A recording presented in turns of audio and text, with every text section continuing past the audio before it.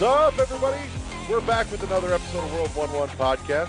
I am your boy, Larry the Bearded Wonder. Joining me, as always, is Eddie, what the fuck, B? You can't get my name right because you stuttering? No, I got your name right. Okay. And our very, very special guest today, fuck the Lord of the Flies, because we've got the King of the Bees from the faraway land of In the Bucket, Topher Cantler. Yay! Cha. King of the Bees, I like that. Yes, the Master of Ikaruga and what was the other puzzle game that you and Stella used to play? Sits high on the throne of Bullet Hell. Puzzle Fighter. Oh yes. All the Puzzle Fighter. So, I think we're going to run our regular format today. We'll let the guest take the floor here. Topher, what have you been playing since you've gone off the air of Retroforce GO? Like 10 years ago. What have I been playing for the the past highlights? What's got 10 you hyped? years? Lately I'm playing Splatoon more than anything. That's kind of my thing these days, I guess. Nice. Did you pick it up with Splatoon 1 or did you jump into it? No, I jumped right into it on launch day with the first one. Oh, good man. Oh, I loved Splatoon. I wish to God I had more time to actually dedicate to it.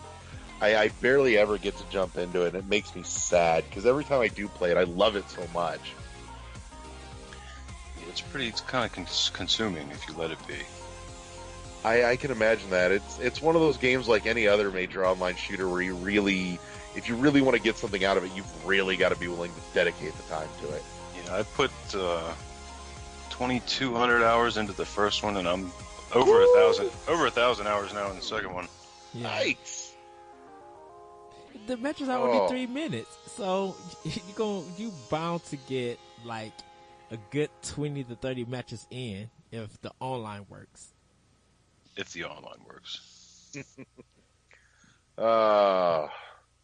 What other fun stuff have you been jiving on lately? I finished up Octopath Traveler a little while ago. That was good. It wasn't awesome. It wasn't bad. It was just good. All right. The music was awesome. Yes. Yeah, it was just kind of a solid, just good RPG. I didn't go crazy for it, but it wasn't quite as groundbreaking or amazing as everybody seemed to think it was going to be. But it was good. It's solid. I liked it. Nice. I was playing Don't Starve for quite a while too on the Switch, which is maybe the buggiest, most unstable thing I've played in as long as I can remember. The Switch version of that game is really not okay. Is it like slow down or just weird bugs and the point of that game when you get far enough is to you go into the caves, and then once you're in the caves you can go even lower into the ruins. On the Switch version, when you go into the ruins, it just freezes the game. Ooh. It completely locks up, and because it auto-saves when you go in there, your save is just gone. Oh no! Because you try to restart the game and boot that save again, and it's just you dropping into the ruins and getting stuck. Ouch! Yikes! Yeah. Oh, that's tragic. Did they announce that they're going to patch it, or? I talked to them about it on Twitter, and they're like, "Yeah, okay, we'll look into it." Don't look into it. Fix it. People paid this money to get your game. You just gonna leave it broken like that? Oh, sin. Oh, any other big highlights for you? You want to jam on? I'm trying to think. Not really. That's been the bulk of what I've been playing. Right on. A little other stuff here and there. I did this past weekend. I just played Lovers in a Dangerous Spacetime with a couple of buddies. Oh, you lucky bastard! That was great. It really was, because I saw that when it came out, and I Mm-hmm. was like, meh, it looks all right. I guess it's an indie game. Mhm. But to actually sit down with 3 other people and play it, oh, it's a blast. We really had a lot of fun. Yeah, I got it free when it was one of the games with gold a while back, and I'm like, I like this idea, but fuck, I don't have anybody to play with, and it's not fun by myself. Yeah, it's kind of not fun by yourself, but if you got 4 people on a couch screaming at each other, it's a I could pretty good I time. could I could totally see the potential in it. Absolutely. I was sad I didn't have anybody to enjoy it with. I keep looking at it going, it's like Overcooked in space. That's what it made me think. And it Right on. just made me sad I didn't have like friends to fucking play with. Yeah, that is the problem, having friends. It's not an easy thing. No, it's not. It's hard fucking work. So, so passing the mic, Eddie, the hell have you been playing? So I'm going to start with Xbox One. Downloaded the Battlefield 5 beta for it, and it's really good. The shooting actually feels good. Like moving around, just moving around this big map is great. Um, I hopefully whatever the campaign will be, that it plays just like multiplayer, because the guns sound really good, and I want to hear it, because when I'm picking it up in November, and I want to hear it through my headset. I literally want to hear the sound mixing of it, because it sounds like it's going to be really good. But man, I had a blast. It don't take long to load you into the game.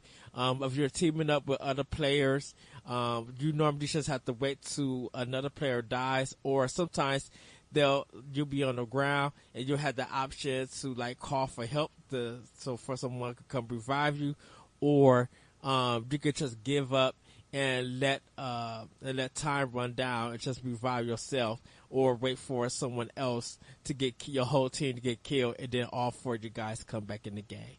So, but they had was like a capture the flag kind of mode, and it was fun. And I think everybody starts off with like 800 players, like 800 lives in a sense. And the more deaths that happen, the more your that count for that number starts going down. But yeah, it looks really good. I just had a great blast with them. Like, really love the game, so I'm looking forward to this. I think it's going to do way better than Black Ops. So my question then is, from what you've played so far of Battlefield 5, would it be fair to say that Battlefield 5 is exactly one better than Battlefield 4? That is what we were promised. To actually tell you the truth, yeah, All right, as long because as I it's have one better. If it's two better, that is unacceptable. because I have Battlefield 1, or whatever they consider as 4. I have that, and it feels way improved, like, from it. It kind of, and I don't know if I don't know if you Topher played Titanfall 2 or anything, Nah. but Titanfall 2 is a great game. It feels a little bit like that, but a little bit tighter. And I was just like, wow, they really DICE finally got the mechanics right in their game. If the guns feel this good and actually are effective, because DICE is terrible at making games. They're good at making levels and making stuff fall and making that look beautiful, but you get into the gameplay and it's a tragedy. It's a wreck. Like, you really don't want to play any of their games that they design. But this one, they kind of made up for it, so it feels really good. PlayStation 4, played Devil May Cry 4, playing a little bit more of that. I was telling Larry that I had to buy the ability speed to run faster, because you're running through molasses. That's how slow it is. It's Topher here. Are you sure you're not running through the all the syrup that's on his pancakes? Man, this game feels terrible, and I'm kind of just like, if you guys got upset at Capcom and Ninja Theory for DMC Devil May Cry, and y'all accept this mess, like, it feels worse than the first Ninja Gaiden on Xbox. That's how bad Devil May Cry 4 feels. DMC Devil May Cry just blow this whole game out the water. It looks drab, completely ugly. I don't know. This feels like a Steam Greenlight game that runs at 30 frames per second. It's that ouch. bad. And I was just like, Capcom, I don't know what you guys were thinking, but this looks horrible. And this plays a little bit boring. So, you just don't have anything nice to say about that game, do you? that game is just, DMC Devil May Cry spoiled me. Ninja Theory knows their action. And they know how to make a game look beautiful and play well. They may have some problems here and there, and you can argue anything about Heavenly Sword that you want to, but, they turned it out with DMC. It looks beautiful. Playing that mug definitely on one or PS4 and turbo mode is like, it's like heaven. It's a blessing upon us. It feels good. It looks better with its color palette, and it has a better story. It gives you the abilities. If you buy whatever you need to buy, you don't even have to buy speed because the game runs fast. So, it's a, yeah. So, played the Horizon Zero Dawn for PlayStation 4. Finally got my ancient armor, so I got that trophy. Just ended up trying to get some platinum, trying to get that game platinum. I forgot you were going back to platinum that. Yeah, plan on working on that. Plan on doing Bloodborne. Played a little bit of Final Fantasy 7 on PlayStation 4. Really going to be digging into that game and Final Fantasy 9. I'm probably going to be bouncing back and forth. I need to finish 9. I never got a chance to finish it. So I can't wait to start that up again. For Nintendo Switch, play more Dead Cells. I found my loadout, but I can't get it back because I haven't beat the first boss in order to kind of save it, with the battle pass. What was it? I'm curious now. It is it's a bow. It's like a number 4 bow. It's a double bow that also releases bombs. I was able to get 2 of the arrows that you throw out. I got that. There's an attack that it's an ice attack. It looked like he's doing a Hadouken. If an ice come out to freeze him, they don't give me that one. So that was kind of my loadout because I was doing the bow things and trying to hit him from far back. But he got me, and I had probably about 25 more hits off of him before he could die, and he ended up killing me. Aww. So, that was just great. So I died on there. Get there, man. I'm getting there. Played the Mega Man 11 demo on Switch. Play this with a Pro Controller. Yeah. If you're going to play this game. You can play it on handheld, but they really need to fix the checkpoints in this game. And I understand that they're going for difficulty, but you only get 3 checkpoints in Blackman's level on normal, and because there weren't that many checkpoints in any given level originally, but the levels weren't that long. Are they really that much longer now? They're long. You could run really? A Mega Man level would probably take you to 15 to 20 minutes to get through, just to even get to the boss. Well, I think, too, something to keep in mind is that for the first time in a long time again, you're coming at it fresh versus replaying something that you've done countless times, too. Yeah, but it takes close to almost 7 or 8 screens to get to the first checkpoint. And because the buttons on the Switch are a little bit close for the top buttons, you can end up hitting the wrong button instead of doing what you need to do. Because sometimes the analog stick doesn't let you slide well, and when you're trying to use the face buttons, they don't always respond too. So unless you want to switch, you can add a slide button. You can configure it if you want to, but when you want to like kind of slow down time, so you can like kind of get a exact movement going, you'll end up hitting the button that make you switch your powers in the demo, and then that will ruin you up because there's one section that they lock you from going back with these blades, and these big island things or these big building things keep dropping. You got to try to get through it, and you got to actually meet a certain type criteria to get past that part. So they don't, because they could end up dropping 4 or 5, and it can continue repeating until you beat it, until you get past that certain point. And they always change because there's one of them that you can't really jump. You got to slow down time, but by the time you get there, you have already hit the blades, and they'll kill you.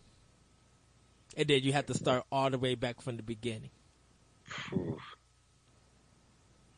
After you just did a lot of platforming, but it's fun. Good. They kind of. Blockman, I think the powers that they give you don't work on him, and because you get him down to a certain point, he'll get big, and you've probably seen this in the trailer, and they'll feel his energy again. So then you have to beat that boss in him, destroy that block before you can continue back on fighting the regular Blockman to get the rest of his energy down. So what you're telling me is that's not even his final form. Nope. What? Wow. So you're fighting him about in three parts with 2 energy bars.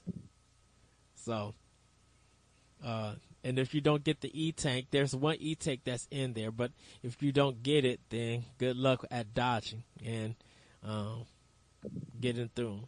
But I mean, that's something that I am buying. I'm something I look forward to, but they need to fix the checkpoints in that game. At least if they added one more checkpoint and kind of broke it down, since you're probably going through maybe 12 screens in there. And they're just long. It takes a while for you to actually get to the boss. So I think they need to kind of fix that. Other than that, played Planet Alpha. Getting further into that game. Looks beautiful. How is that? That game is gorgeous. It really, like I said, it looks really good. Very colorful. It's a little bit busy if you're playing in handheld mode, so I do recommend playing this on a TV. But if you want to pop your headphones in and play it and listen to it, it's a great experience. It's getting challenging at this part, but it's not too much of a challenge. It looks really, really good. So I am enjoying that. Last but not least, played The Messenger. And getting further into that, I'm almost done with the game. Last time we talked, you said you hit about the halfway point when it shifts from the Ninja Gaiden feel to the Metroidvania feel. Yeah. How well did it handle that transition, that change? Very easy, very smooth. They're very comedic about it too. Some of the characters that you meet, they're very comedic about it. But other than that, some solid really self-awareness, maybe a little fourth wall break. Not so much as self-aware, but actually joking with the characters. Like there's one, like when you go into the 16-bit, it gives you a hat, like a rice patty hat. And this time mage, he's like, "Oh, nice hat," talking to and stuff. And then you get to the next checkpoint, you go in, and let's say you want to go talk to him, you see a picture of him with the rice patty hat. And he's like, "You like my rice patty hat?" Just like, "What you mean? I'm the one that had a rice patty hat, but you copied off of me." And it keeps doing that. Like, it's kind of making a joke in this world and stuff. You'd be like, "Do you want to buy something?" And then you could chat or buy something. But The Messenger is getting really good. It's still in my nomination for Game of the Year. But like I said, Right now, the battle is between Iconoclast and Just Shapes and Beats for Game of the Year. Okay. So I'm gonna say Shapes and Beats is definitely up there for me. It's Dead Cells and Hollow Knight give it some extremely stiff competition, though. yeah. So, which I'm assuming that covers most of your games of the week. Yeah, that covers most of it. I got it at the time of this recording. I got to download the Forza Horizon 4 demo and give that a shot. And then I'll be starting Quantum Break and stuff. We started some more Xbox One games getting done, and start Doom on Switch. Because I got a copy. I already beat the game, but it was wrapped up. But I want to play it on Switch. I'm not going to get through it. I've played some of it on Switch because I totally snagged an awesome deal on it because I think I told you I caught GameStop's fuck up a while back. They had a used copy of Doom on the Switch, but they had it stickered as a PS4 copy, so I got it for like $20 used. Can I tell you the Target that I was by? They put Shadow of the Tomb Raider out for Xbox One and PS4 today, and the game don't come out until Friday. And they wouldn't sell it to me. In fact, they put it out. I went to Target like at 7 my time. They somehow put it out, and nobody recognized that they put that game out. Didn't even know that it doesn't come out until Friday. Like the employees didn't even know. Like y'all didn't even check y'all ad. You got it in your ad as a steelbook version for $59.99, and you guys as employees don't recognize that. Yeah, you're assuming they care or pay attention. So I talked to the electronics guy Monday about that, and he was just like, "We just got them in, but we can't put them out until Friday. We can't sell it till Friday." So then, you need to talk to the people who work in your department. Right. So, I've been playing the usual suspects. I'm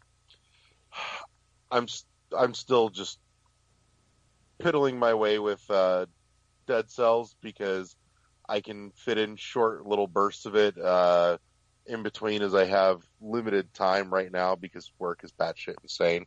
A run here, a run there. The other one that I'm sinking some time into is I'm back to Hollow Knight because we're playing through that for NBC Video Game Book Club this month, and I being in the middle of both of those at the same time is really weird because I feel like I'm playing a Venn diagram of the Metroidvania genre.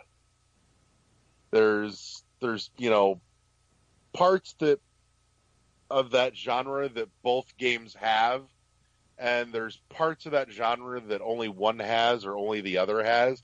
And it took me a while to realize when I'm like, that's what this is. This is a Venn diagram of a genre, and it works. I feel like I'm getting like 150%. If you put them together, you have 150% of a Metroidvania game, which is fantastic.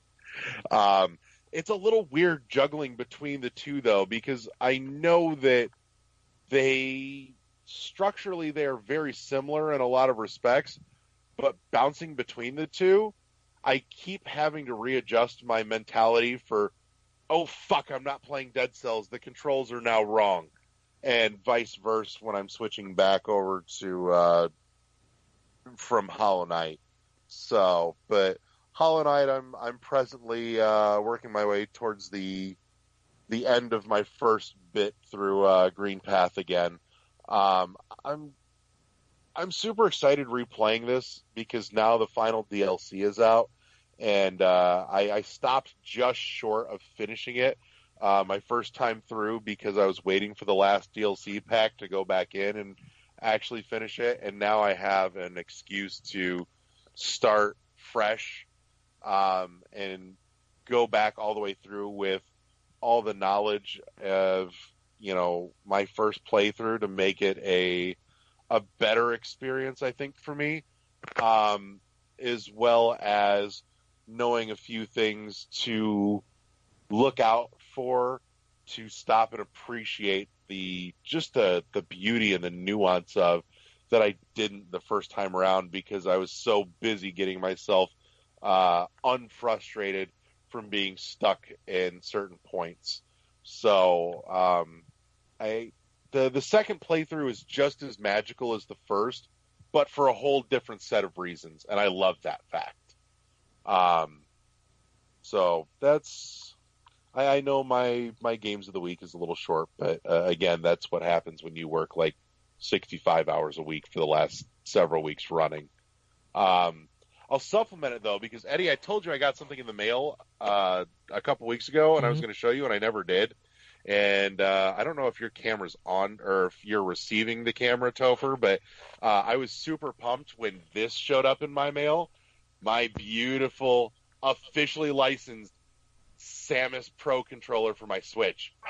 It's cool. all chrome, Nice. like red-orange on the front with that golden D-pad, and on the back it's all the yellow, and the triggers are like color swapped. So you've got yellow triggers on the red front and red triggers on the yellow back, and it's super pimp. And I was like, wait, what? There's an official, legit licensed one of these? And I was like, yep, I'm going to need to own one of those. Nice. So it's super pretty.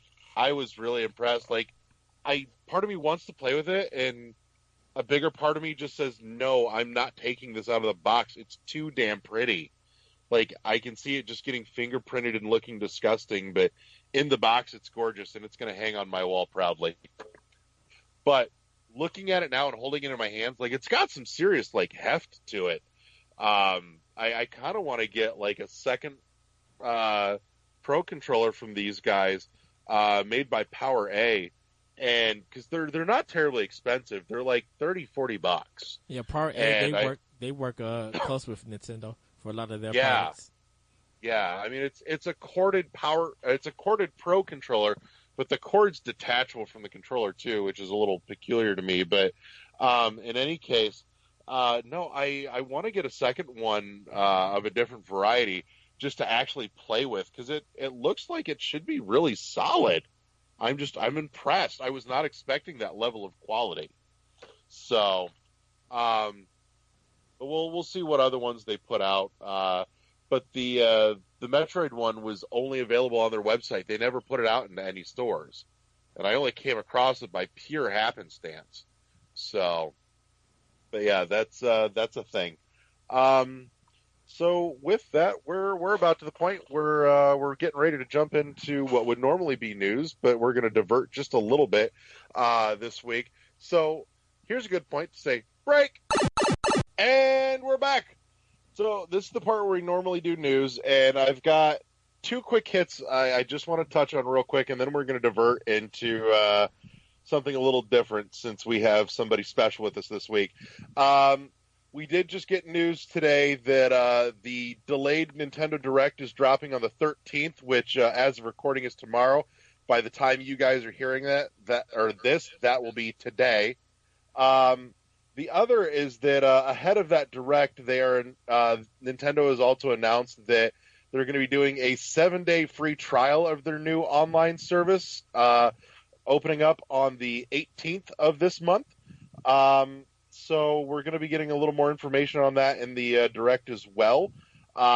So that's the quick hits for news, and obviously Eddie and I will be back with another Warp World episode to cover all the deets from everything they talk about in the Nintendo Direct, and give a deep dive breakdown on all that as well. But other than that, since we've got somebody special with us, we technically have a Minister of Maple, but you are our honorary Minister of Maple for the week, Topher. I'm sorry, I don't know what that is. One of our founding members is Adrian Nieto, and he's from Canada, so we've dubbed him the Minister of Maple. Okay. So, but given your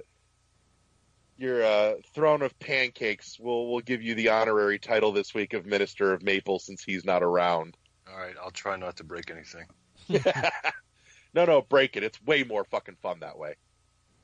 So, Topher, you have a lovely history in the industry.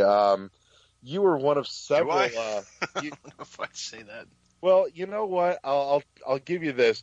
You guys were actually my very first podcast many years ago, with Retroforce GO, and Detoid was one of the very first video game websites I really fell in love with.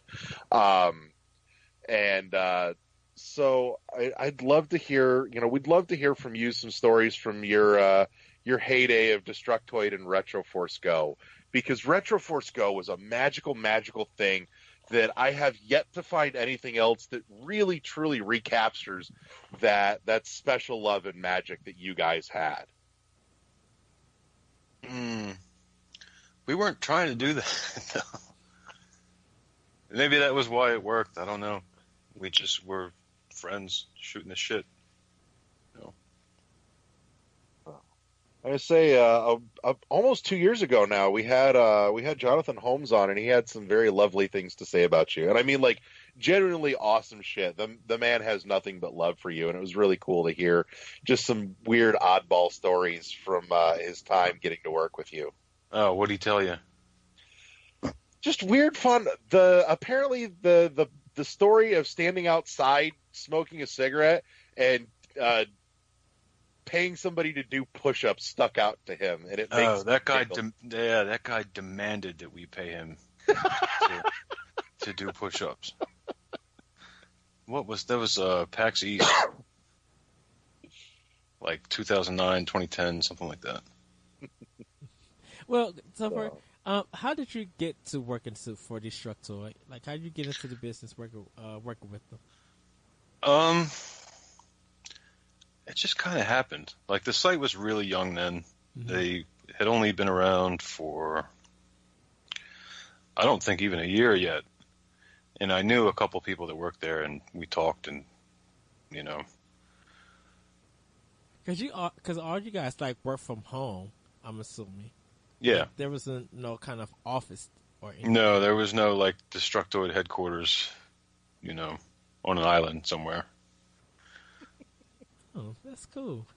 And then, I imagine if Detoid had a headquarters, it would be located somewhere squarely atop Skull Crusher Mountain. It probably wouldn't be a place you'd want to take a UV light. Wow. Oh, wow. That's interesting. Well, how did okay, so you guys talked about, Retroforce GO. I was listening to one of the episodes on it, and you used to have to do the Xbox Live reviews. Yeah. And I still laugh to this day about that Doritos. Was it Doritos? I think it was a Doritos game. The Doritos Dash? Yeah. Was that the dinosaur thing? Yeah. Like, did you ever regret like doing the 360 like live games, like the reviews? There were many weeks when I did, yeah. Because you would go from a bee that would sting you to, I think, a Slurpee at 7-Eleven. That was your ratings. Yeah, sometimes it was a Slurpee with a bee in it. Yes. Your grading scale was one of the best things ever. That was a highlight of my week for like 2 years. But you also did some animation. You have a bee character. What is his name again? Geraldo B-Dog. Geraldo B-Dog. Yeah. What made you get into animation, like art-wise? I don't know. It was probably a mistake. Many people would agree that it was a mistake. I shouldn't have done it, myself included.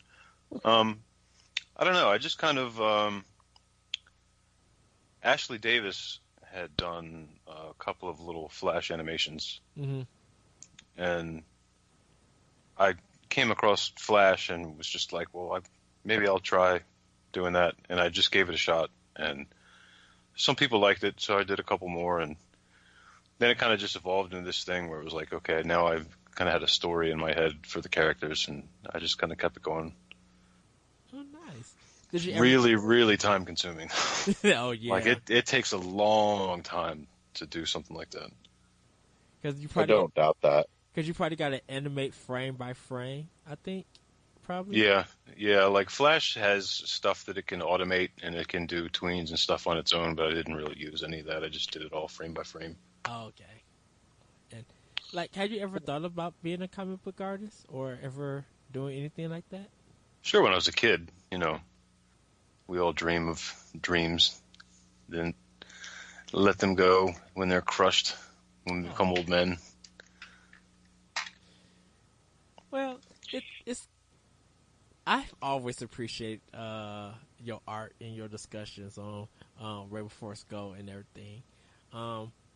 What other stuff would you have loved to done at Destructoid if you were still there?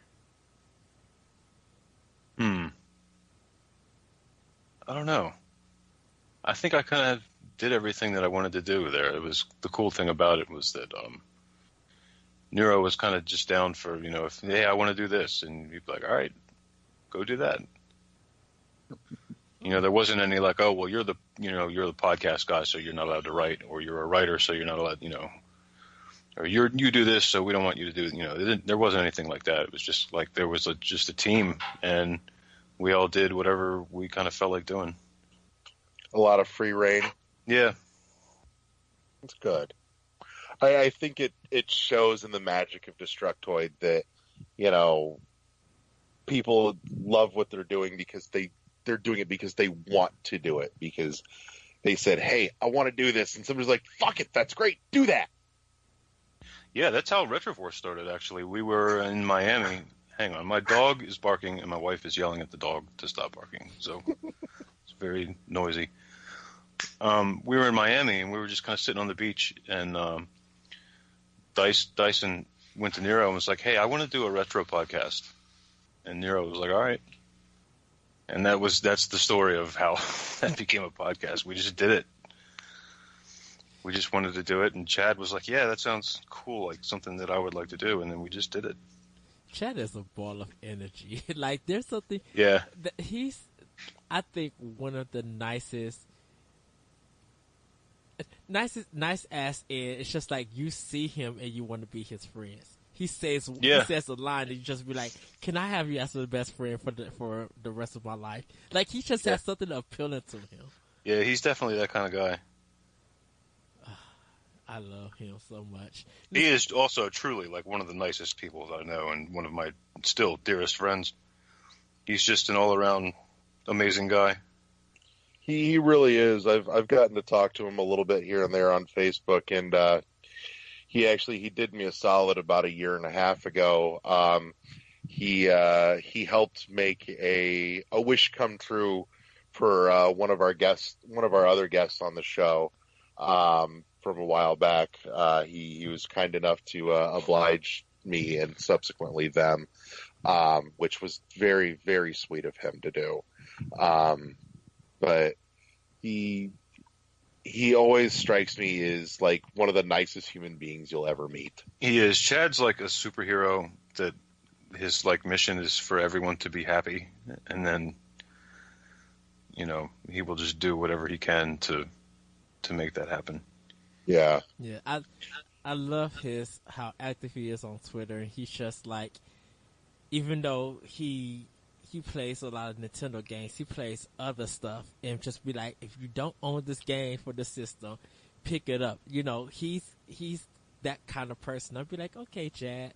Cause that's how I actually found out about the Mega Man 11 demo. Chad posted that on Twitter, and I was just like, alert, alert, alert. Mega Man 11 demo, everybody get it.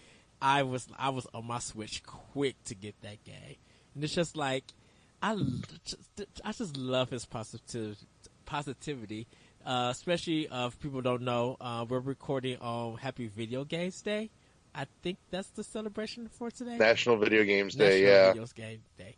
I don't know how this even started. I was just like, this because everything needs a fucking holiday now. Right. Hallmark wants to sell more video game cards. So, Topher, I'm curious. I would love to get an update on something that came about as one of my favorite episodes from Retroforce GO, and it was one where Dyson and Chad were away, and you ran the show that week. It's obviously been many years, but I'm curious, what's your hot take on the latest run of the Muppets show? Is there a new Muppet show? Came around a year or two ago. Oh my God, no, that's news to me. I didn't even know that. Yeah, there was one on ABC. Mm-hmm. No, that's news to me. See, I don't fuck with TV. I haven't for many years, so I'm not in the loop on these things. I had no idea there was a new Muppet show. Mm-hmm. Yeah, they're back. Yeah, they like kind of announced it out of the blue, and everybody's just like, "There's a new Muppet." I think it was after the second Muppets movie. One of the new ones, they I think down the path. I think because of those movies being successful, they had announced it on TV. I didn't watch it. No, I know there's a new Muppet Babies. It doesn't have Scooter and Skeeter, and what's that about? Yeah, or maybe it does now at this point. I haven't seen it yet, but all the promos and stuff that I've seen of it are like missing characters. The two old guys were my favorite characters from the whole Muppet series, because they would they would just talk about anybody and everybody and did not give a care, and they were so witty.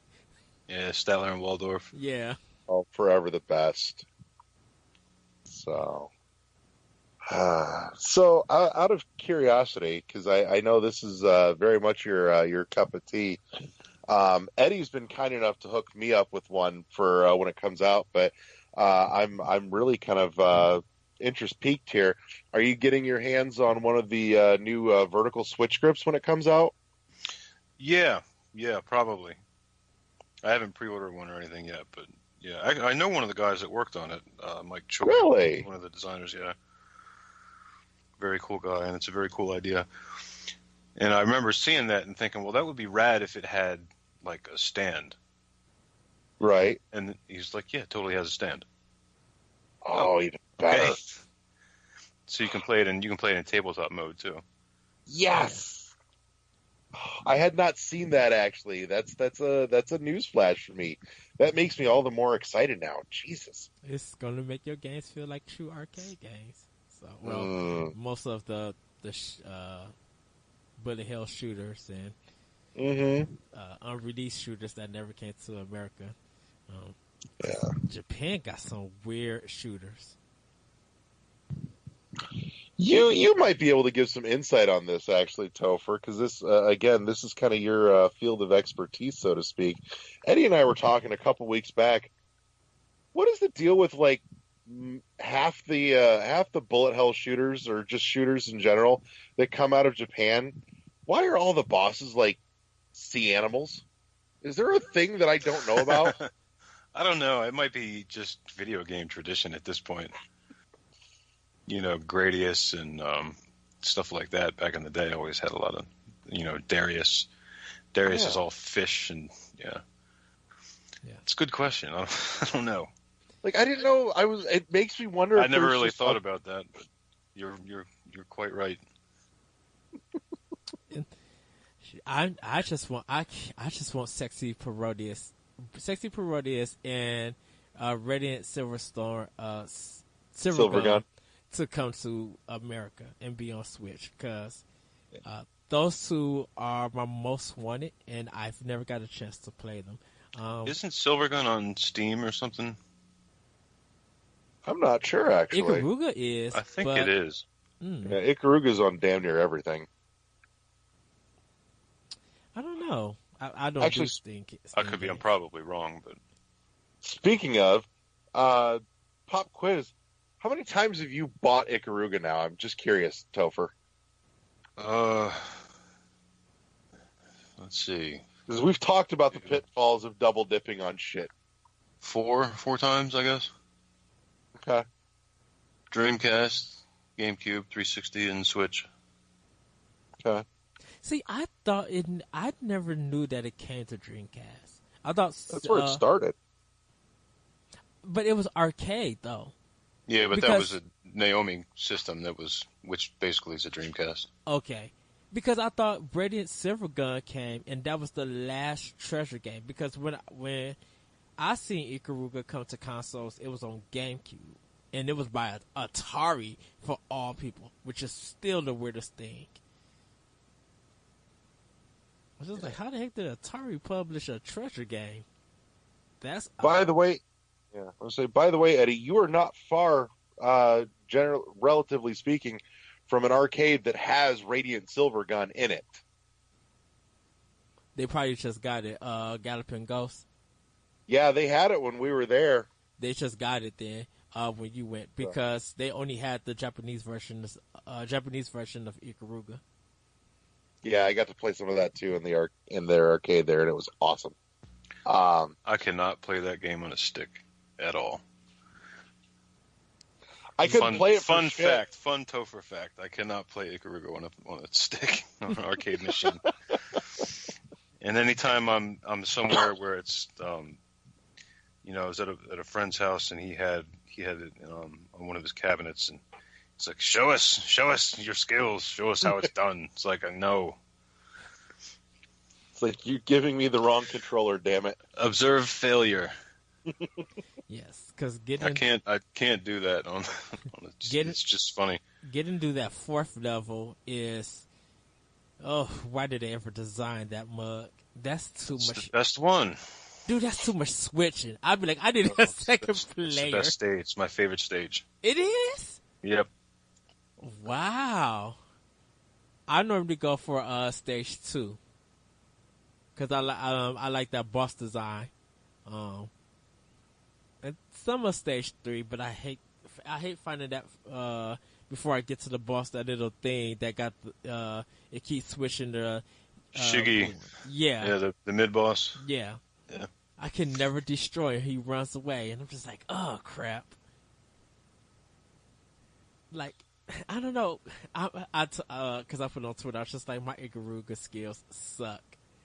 But it's one of those games that I just love popping in over and over again and playing. So, Topher, as we're heading towards the end-ish, some final thoughts. What have you been doing since Retroforce and Detoid, and do you miss it, and would you ever go back to it? Yeah, sure, I miss it. I think we all miss it, and all would go back to it. I like to hold on that, to that hope that someday we will do that again. We can't right now, mostly because Chad has Nintendo reasons that he can't do video game related stuff, and Alex at a couple points was in the same situation. So yeah, I haven't done much of anything since then. I've just been working, being an old man.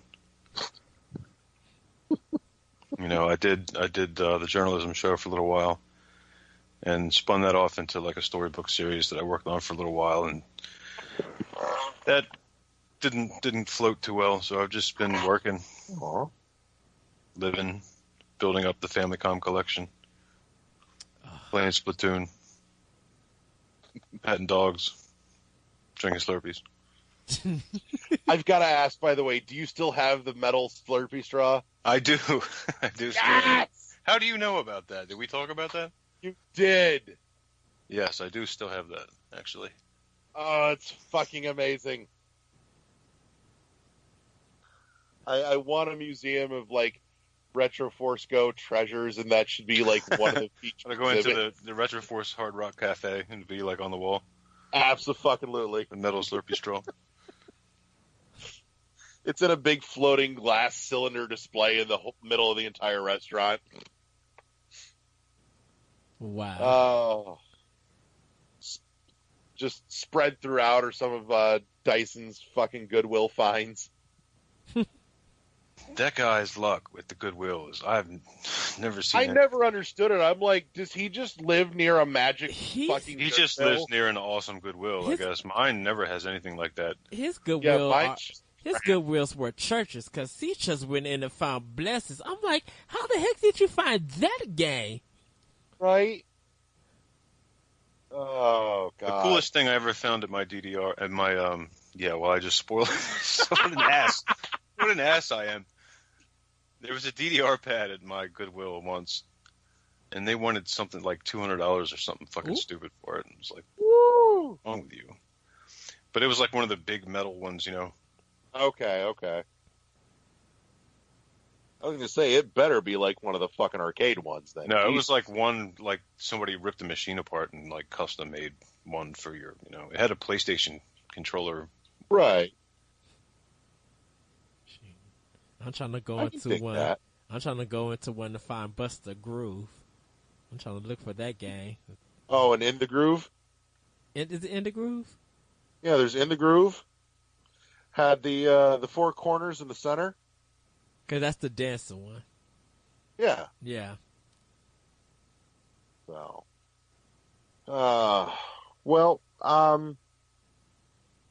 I can't think of much anything else. Topher, is there anything you want to volunteer? Not really. Sorry, I'm not a more interesting guest. No, it's okay. You are as beautifully deadpan as I hoped for. I'm a support character. Well, you are 100% the memory that I hold dear. You do know about archive.org, right? Yeah. Yeah, they have all the Retroforce GO episodes. So if you guys want to check that out, you can go. Just type in like Retroforce GO in Yahoo, and it'll come up, and it's like the first thing. Yes, go look at my high school yearbook. That's what that feels like. Yes. I've actually I've put it down for a little while, and I need to go back to it. But I've actually been just for purposes of archival and moving things forward on the internet, I've been taking old episodes of Retroforce, Podtoid, and Podcastle and actually putting them into like just a base video format, the audio against a still image, to get them up on YouTube, because as far as I've been able to find, they're not anywhere. So, but like I said, nothing nefarious, anything more than just, for archival purposes of putting it in a slightly more contemporary medium somewhere to still be enjoyed. So, and I may go back to that soon to try and get the rest of that done, but it's coming along somewhere on the YouTube internets. But in any case, so with Eddie, anything else you want to hit on? Not really. I know Tokyo Game Show has happened, so you guys, if you want to check that out, it's on YouTube. It's the PlayStation lineup tour. They deliver some news for some new games, so you guys can check that out. We got the Nintendo Direct, but pretty much that's about it. We'll find out more. Well, Topher, I want to ask you this question. I'm sorry. Who do you think should remake Super Metroid? You mean, like, who would I want to remake Super Metroid if they were going to do it? Yeah, a developer who should remake Super Metroid.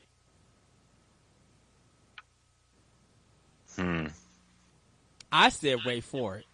Yeah, that would be cool. Larry doesn't want it to be remade, but my answer is no one.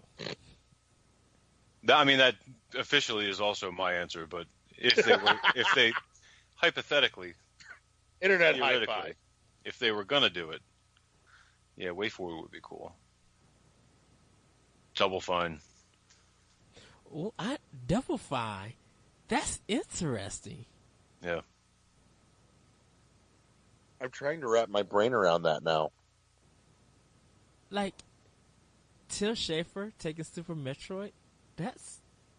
I don't know, his record's kind of spotty.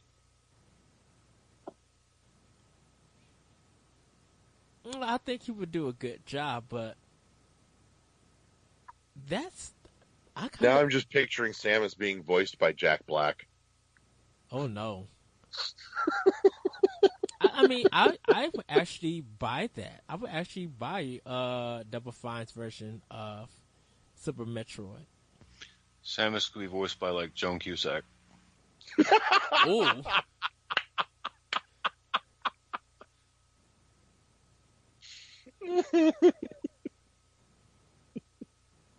Wow. Oh God. What? I will never get that out of my head. Wow. Well, Oh shit. Well, Perfect Topher, reboot that you didn't know you wanted. but I would still pay $50 or $60 some to have it. Oh Christ. So Topher, where can all three of our listeners find you? Twitter. It's probably the only thing I'm really doing right now. My website is still around, rockmelonsoda.com. That's kind of not the most active thing in the world anymore. We're all using Discord these days rather than the forums anymore. But I'm on Twitter. You can just search for me there.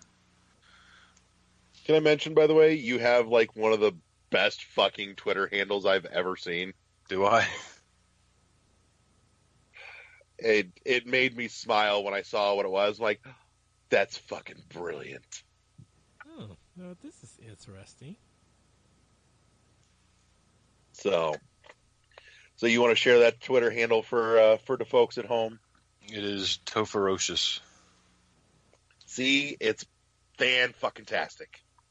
It's ironic. It is ironic, but it's beautiful. So I'm not ferocious. I'm a very nice man. You are. You are the nicest. You put up with our shit and volunteered to come to. I appreciate you guys having me on. It's very kind of you.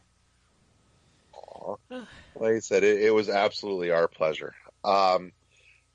As always, you can find us on the Facebooks, World 1-1 Podcast. Hit the like for that Facebook page. Get all the updates. We're also, of course, on the Twitterverse, World 1_1 Podcast. We're always, happy to talk with all three of you that listen to the show. So feel free, shoot us a message on Facebook, on Twitter, all that. I do catch all those, and I respond to absolutely anything and everything. So come talk to us. Come play with us. Also, pimping the side project here.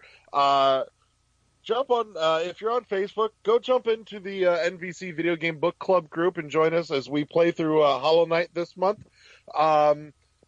Make sure you're in there so that way you're ready for voting for next month's console and game selection. And new to the group with its rebirth, we have a very, very kind and generous member who is of his own free will and charity. I have yet to put a gun to his head for this shit, but has actually been putting up a drawing now and is doing a drawing every month for anyone that does not have the game of the month. He will buy you a copy for the winner. So, you've got a crack at a free game while you're at it too. So come join us. There's still time to get in and make your way through Hollow Knight in time for the end of the month. Again, we do we're going to be taking a couple of the most active members of the group for the month and bring them on board for our end of the month discussion podcast. So other than that, you can of course always find us at our home on shoutengine.com, iTunes, Google Play Music. We do appreciate the subscriptions, the downloads, the reviews, the ratings, all that good shit. Other than that, that's it. That's it for us. Good night. And we will see you all next time. Once again, thank you, Topher, for coming on the show. Thanks for having me. And everybody, we will see you next time on World 1-1 Podcast. Bye. Peace.